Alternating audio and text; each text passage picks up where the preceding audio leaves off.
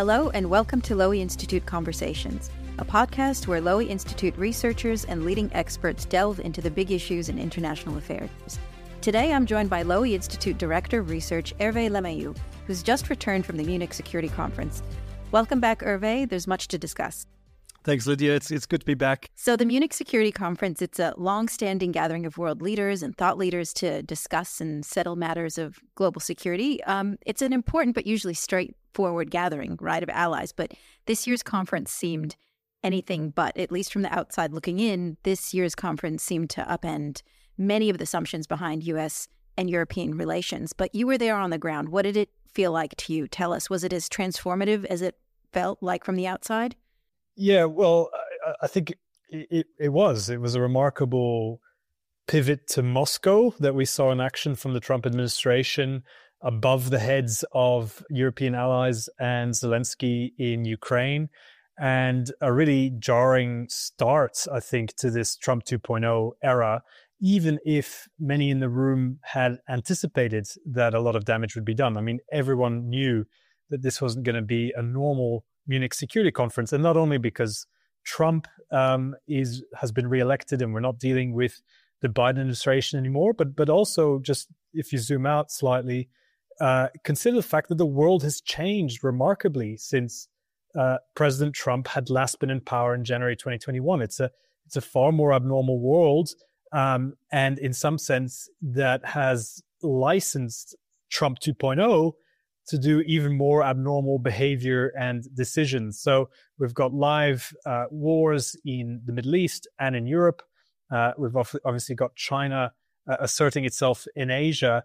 These are just factors which didn't exist in their current form, at least during Trump 1.0. So for one of the main takeaways that I take from having been at the Munich Security Conference is to appreciate just how different Trump 2.0 will be from Trump 1.0 and how we have to, in some sense, recalibrate what we expected out of Trump. For example, I don't think Trump is isolationist. I think we can now safely say he's expansionary. He's expansionary in the territorial sense in terms of his pronouncements and his claims on Greenland or on Canada being the 51st state or on the Panama Canal, but he's also expansionary in an ideological sense, in the sense that he sees the MAGA project as something that should remold not just the United States, but in fact the entire West. And we can talk more about that later. I also don't think he's necessarily transactional. I think he's proven himself to be much more predatory and exploitative in terms of the deals he wants to make, certainly with smaller neighbors and friends and allies. And then I think he's actually weak, not strong. When it comes to adversaries and great powers. I think he's weak in the knees for Moscow, and we saw that in action in Munich. So those are three areas where, in some sense, the true character of Trump 2.0 became evident at Munich. And of course, there was plenty of continuity as well. So despite Trump going in hard and fast and J.D. Vance, really asserting himself in Munich, it was also very clear that this is not a more organized or more disciplined administration. In some sense, you had Rubio competing with Vance for airtime at Munich, and it's just as inconsistent and chaotic as you might have expected in terms of how the U.S. is asserting itself vis-a-vis its allies. So a few very broad takeaways at a sort of macro level from having been at Munich. So you read it as a major ground shift in transatlantic relations, not just more shock therapy from the Trump administration. Yeah, it's potentially both. So definitely, it's an opening salvo. It's an opening act to the Trump administration, and many things can be revised from there. So everything's in play in some sense, but certainly if you think about the headline piece, the headline that emerged out of the Munich Security Conference, it was J.D. Vance's speech, and there he basically was talking about European democracy no longer being compatible with American interests. And if you take that in the context of Donald Trump's decision to engage Vladimir Putin, sidelining Ukraine and Europe in the process, it becomes clear that America's culture wars its international security interests and European politics, those things can't be disentangled anymore. So I want to delve into that speech because that's what garnered a lot of headlines. So as you said, they thought he was going to talk about Ukraine, and instead he used it to critique European leaders, saying they weren't upholding Western values by imposing many restrictions on speech, that they were allowing too much immigration, which is a major preoccupation with the Trump administration back in the U.S., and he was even questioning whether the U.S. and Europe even had the vaunted shared values that we hear so much about. I want to ask what you made of that speech, but also if you can kind of give us some tidbits to the immediate reaction that you observed at the conference. Well, I think it was the famous historian Timothy Snyder who said that when Vance says, Europeans need to respect free speech, he really means let Elon Musk run your elections. And when he says democracy, he really means let Russia run your elections. I think that's certainly how many in the room were interpreting his message. Look, the one standout line from J.D. Vance's speech was the point at which he told the assembled politicians and diplomats, quote, "The threat I worry the most about vis-a-vis Europe is not Russia, is not China, it's the threat from within," unquote. And that not only cleverly allowed him to swerve around Ukraine, he didn't actually talk about Ukraine at all, but it allowed him to basically go directly after where the Europeans are feeling most vulnerable. And that's on things like immigration, particularly in Germany facing upcoming elections, where the far right is making a huge hay out of this.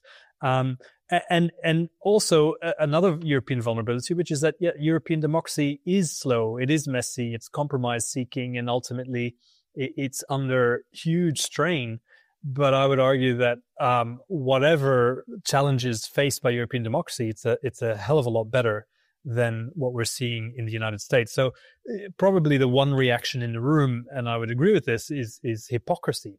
And the hypocrisy is also most evident when you consider that this was a speech in defense of democracy made by a vice president whose boss ultimately tried to undo the 2020 election in the United States. So it just didn't seem to have credibility.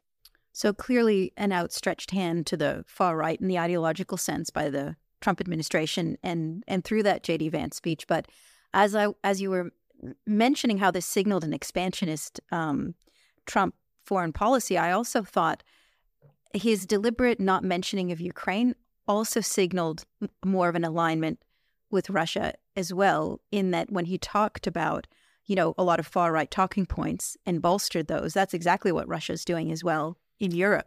There's a remarkable convergence, at least in rhetoric, if not in worldviews, between Trump and Putin. And we see that not only in the speech by J.D. Vance, but also in terms of Trump's rhetoric on who was responsible for the invasion of Ukraine, which he now seems to blame the Ukrainians on.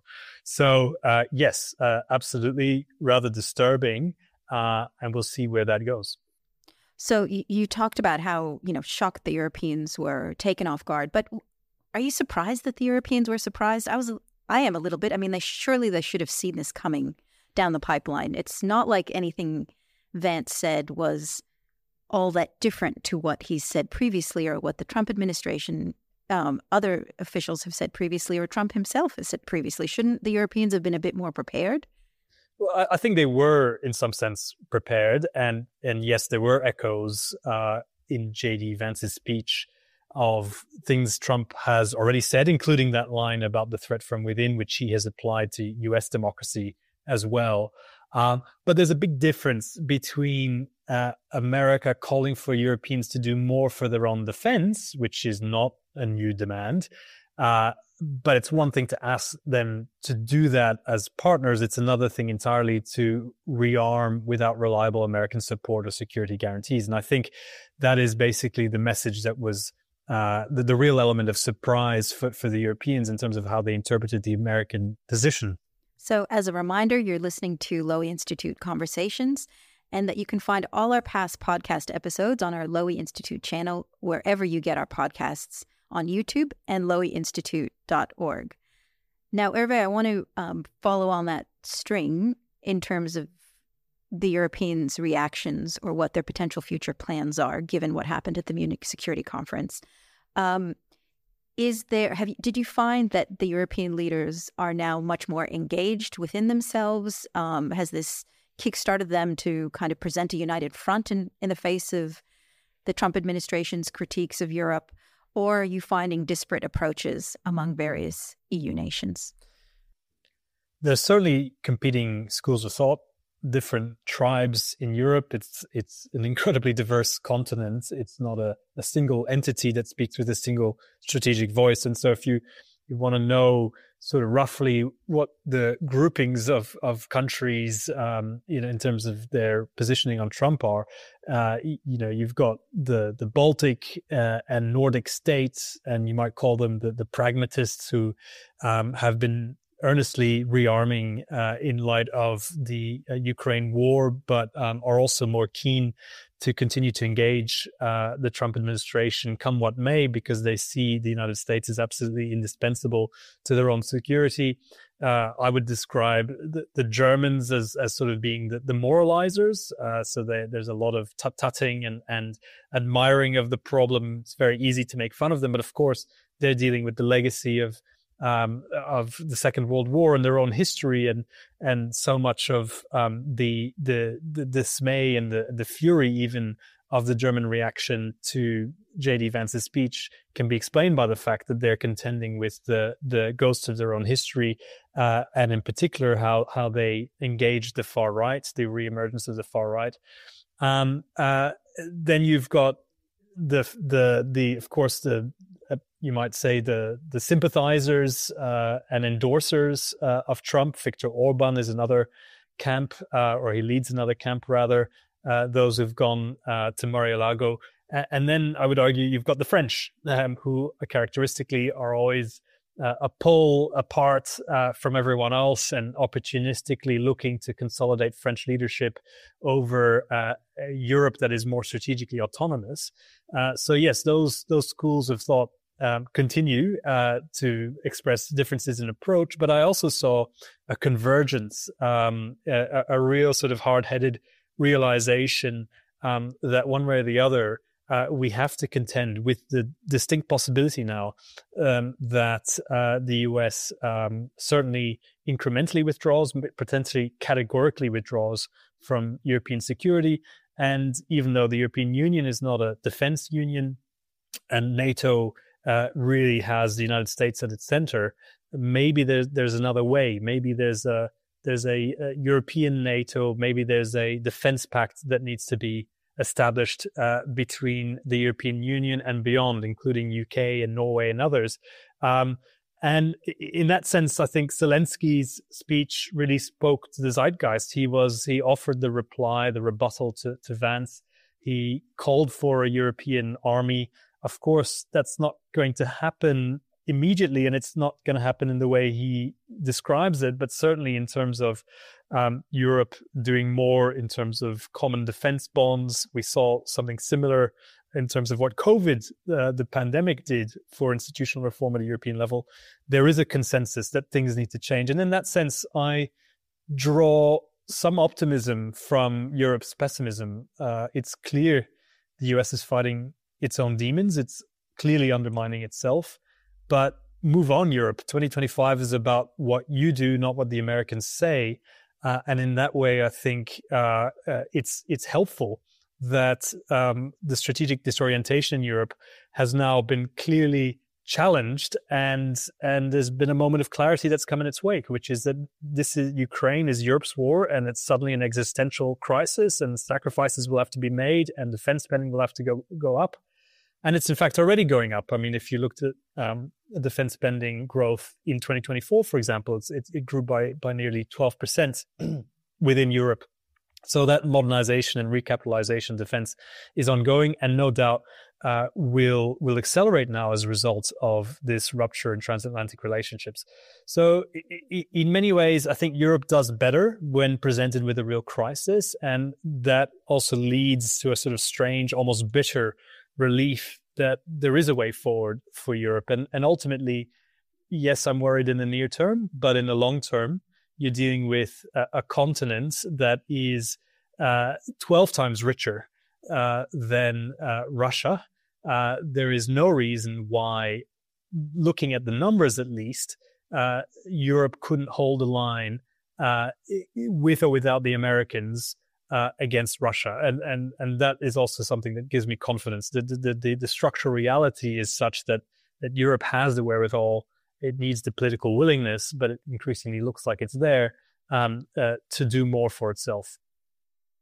So there's obviously a lot of attention being paid to the United States having a lot of the cards as the security guarantor, but Europe is not without leverage. So can you talk to us about what leverage the Europeans have either to influence the United States in some way, whether it's a specific thing around negotiations around Russia, Ukraine, or in the broader sense in terms of keeping the United States on board with the alliance? Do they have any leverage over the Trump administration that they could use to influence? Yes, I think the glass half full take on the fact that we're dealing with a very chaotic and I would actually go so far as to say rather incompetent administration is that it is malleable, that there are ways in which Europe can engage, particularly through the prism of Trump's logic, the Ukrainians are already trying that now as well. They went to Trump last year, even as a candidate, proposing a critical minerals deal. So if you can wave some trinkets at Trump, potential deals in the making that look like wins for him, that's one way of securing Trump's engagement. And you just have to be smart at playing that game. And in some ways, it's a race now between Russia and the Europeans as to who can wave the trinkets the fastest in ways that Trump will potentially latch onto as trophies. And I think all is still in play ultimately. And for the Europeans, they will also be able to argue to Trump that in order for Europe to do more of its, for its own security, they still need the United States as a backstop. So yes, we're potentially entering into a period of negotiations. We're potentially entering into a ceasefire with a frozen line of control in Ukraine. Anyone who's realistic about the situation knows that that's not going to lead to a durable peace immediately, at least. But it will become a long phase where Europe has to be the backup for Ukraine. But behind that, the US still needs to offer the reinsurance risk. And that's the only way that in the near term, in the medium term, Europe will be able to do what Trump wants of it. And in that sense, I think there is still some degree of leverage and ability to influence Trump administration thinking. So Ukraine is obviously dominating in these discussions and these considerations. But tell us what else was discussed, what else was covered at the conference that didn't really make the same headlines, but nevertheless you thought was significant, important to point out. I thought Wang Yi's speech was actually pretty interesting and not particularly covered as well as it should have been. And this in light of the fact that there's a lot of people who still think that Trump is very clever and trying to potentially perform a reverse Kissinger on Russia by trying to pull Moscow away from Beijing's orbit. I don't think that's very likely. I think the conditions of 1969, the original sort of Kissinger move, are utterly absent today. And in fact, I think China stands a greater chance of unpicking Europe from the United States in a counter-reverse Nixon move. Certainly if transatlantic relations are openly hostile. So in that sense, and given that context, I thought what Wang Yi said at the MSC played to the gallery perfectly. He talked about respecting Europe as a pole in a multipolar system. He reassured the Europeans that China would be a steady actor in a changing world. He told Europe that China sees the EU and others as having a role in the Ukraine peace process. So if you're Europe and you're already at war with Russia, and now you're dealing with the Trump administration and all the whiplash that carries, well, China now looks a lot less hostile and potentially slightly more predictable.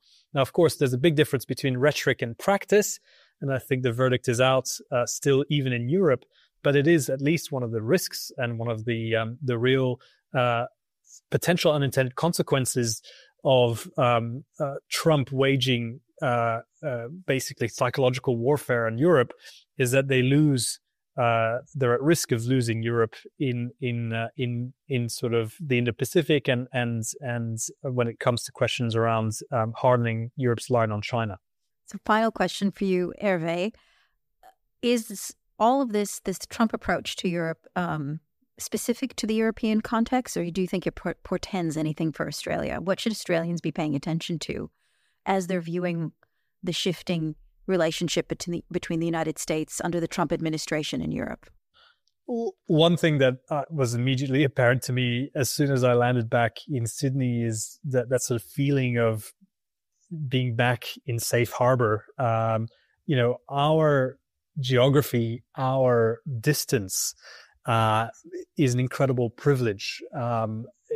We always knew Europe would bear the initial brunt of Trump 2.0. It reminds me again a bit of the COVID pandemic. We saw the pandemic coursing its way through the major capitals of the world, from China into Europe and the major capitals, the major cities of the United States.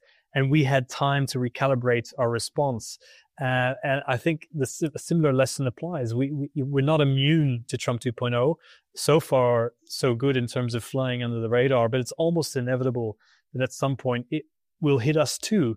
And we better take stock of what the Europeans are doing. So I would urge 4 things, in reaction to Trump 2.0, and many of these things we're already doing. But the first and perhaps most important point is simply defense spending. So both as a way of placating and pleasing the Americans, but more importantly, I would argue, we need to do it for ourselves. There's a kind of complacency and a fear that we need to overcome. But ultimately, we do need to take our own defense seriously, and we do need to be prepared for any number of scenarios that might eventuate. Even if they're not the most likely, they're certainly going to be very consequential. So one nightmare scenario for us would be a world in which the US and China and Russia and other great powers decide to carve up, these distinct theaters into spheres of influence between them, in which case we're on our own. We need to be prepared for any number of scenarios. I think in Southeast Asia, let's not kid ourselves. The conversation is not really about who Southeast Asians choose in terms of the US or China. It's looking increasingly likely that they are aligning with China, or at least drifting in the direction of China, in the direction of the current. But then the question becomes, in terms of our regional diplomacy, not just who you choose, but how you choose, and the terms of engagement with the great powers. And that's something that, frankly, we can talk about as well in relation to the United States.